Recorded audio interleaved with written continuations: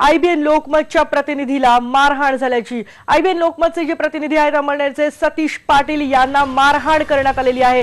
अत्यंत धक्कादायक आहे। जेव्हा आपलं कर्तव्य बजावत असतात लोक माध्यमाचे प्रतिनिधी त्यावेळेला अशा प्रकारे त्यांना मारहाण होते। अमळनेरमध्ये पाठक प्लाझा इथे नगरपालिकेची जी उद्या निवडणूक आहे त्यासाठी पैसे वाटप केले जात होते अशी माहिती त्यांना मिळाली होती आणि तिथे निवडणूक आयोगाचे कर्मचारी सुद्धा पोहोचले होते।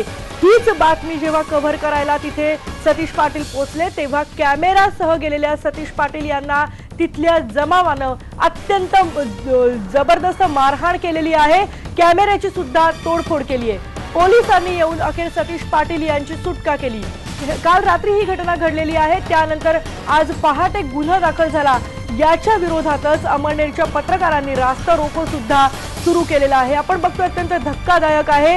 उद्या नगरपंचायत निवडणूक आहेत, नगरपालिका निवडणूक आहेत राज्यभरामध्ये, त्यामुळे साहजिकच सगळीकडे तणावाचं वातावरण आहे। काल प्रचार संपला आणि त्यानंतर पैसे वाटप काही ठिकाणी केले जातात अशा सुद्धा बातम्या येत आहेत। अशीच एक माहिती मिळाली होती आमच्या प्रतिनिधीला अमळनेरच्या सतीश पाटील यांना आणि त्यानंतर सतीश पाटील जेव्हा तिथे गेले पाठक प्लाझा या जागेवर गेले त्यावेळेला तिथे जो जमाव होता, कार्यकर्ते असतील कदाचित तिथे किंवा आणखीही कोणी असेल, या सगळ्यांनी सतीश पाटील यांना मारहाण केलेली आहे। अमळनेरमध्ये ही घटना घडली। ही मारहाण इतकी जबरदस्त होती की त्यानंतर तिथे पोलीस येऊन त्यांनी आमच्या प्रतिनिधीची सुटका केलेली आहे।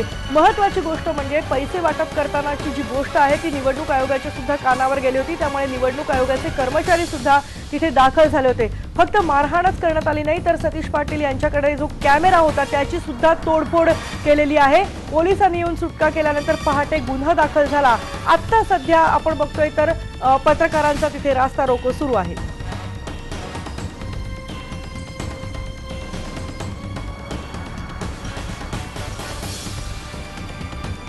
आपण बघतोय की उद्याच्या या नगरपालिकेच्या निवडणुकीच्या पार्श्वभूमीवर ही घटना घडलेली आहे। पण महत्त्वाची ही गोष्ट आहे की जेव्हा लोकप्रतिनिधी जेव्हा माध्यमांचे प्रतिनिधी असतात ते जेव्हा आपले कर्तव्य बजावण्यासाठी जातात तेव्हा त्यांना सुरक्षा दिली पाहिजे। विशेषतः अशा घटनांचं वृत्तांकन करायला जात असताना त्यांच्याकडे कोणतीही सुरक्षा नसते।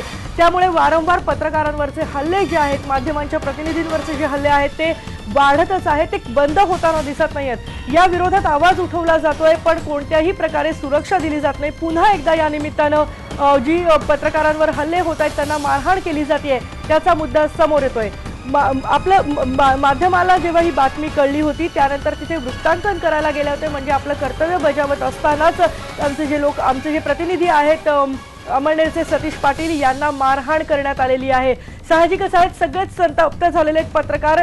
पैसे वाटप केल्याची जी घटना आहे ती वृत्तांकन करायला गेले असताना मारहाण करण्यात आली आणि कॅमेऱ्याची सुद्धा तोडफोड करण्यात आली आहे। आपल्या सोबत आहेत आमचे प्रतिनिधी सतीश पाटील। सतीश, सगळ्यात आधी तुमची तब्येत कशी आहे आणि कोण होते हे जे लोक मारहाण करणारे याविषयी काही माहिती मिळाली आहे का? 11:30 वाजेच्या सुमारास पाठक प्लाझामध्ये पैसे वाटप करण्यात येणार आहे अशी माहिती निवडणूक आयोगाच्या कर्मचाऱ्यांना मिळाली। त्यानंतर हे कर्मचारी त्या ठिकाणी पोहोचल्यानंतर मलाही फोन आला की अशी अशी घटना या ठिकाणी घडली।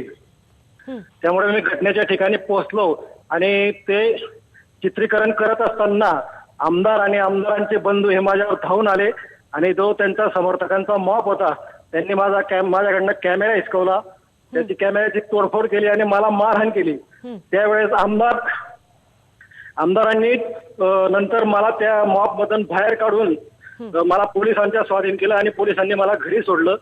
त्यामुळे म्हणजे निवडणूक जे कर्मचारी आहेत ज्या या हॉटेलवर रेड करण्यासाठी आले होते त्यांना सुद्धा आतमध्ये या आमदार आणि आमदारांच्या बंधूच्या समर्थकांनी येऊ दिलं नाही, कुठलीही कारवाई झाली नाही। एवढी मोठ्या प्रमाणात दहशत अमळनेरमध्ये या आमदार बंधूंनी कोण होते हे आमदार तुम्ही सांगू शकाल का? कारण अत्यंत धक्कादायक आहे आणि तुम्हाला जर इतकी जबरदस्त मारहाण झाली आणि तिथल्या निवडणूक आयोगाच्या कर्मचाऱ्यांवर सुद्धा त्यांची जर दहशत असेल तर हे नक्कीच गंभीर आहे।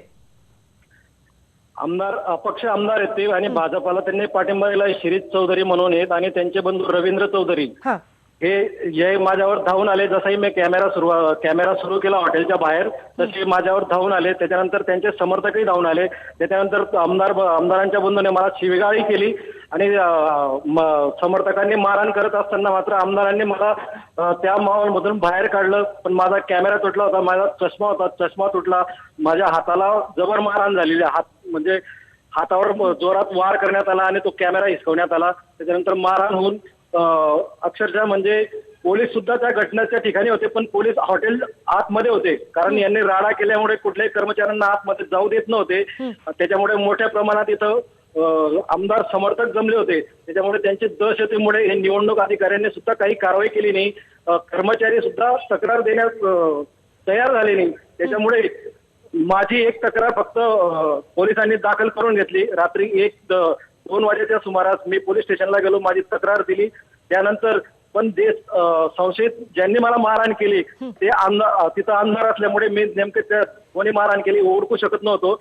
पण ते आमदारांचे समर्थक होते, आमदार त्यांना ओळखत होते. त्याच्यामुळे पोलीस ह्या ज्या समर्थकांना जर अटक करायची असेल तर आमदारांना सर्व माहिती आहे की कोणी कोणी मारहाण केली आहे. त्याच्यामुळे आमदारांकडनं ही माहिती घ्यावी लागणार आहे पोलिसांना, कारण अंधारामुळे मला दिसत नव्हतं. आणि ते बरोबर सतीश पाटील, तुम्ही यापुढे सुद्धा काळजी घ्या आणि अशा ठिकाणी जात असताना नक्कीच जास्त प्रतिनिधींनी आता माध्यमांच्या काळजी घेतली पाहिजे असंच एकूण वाटतंय.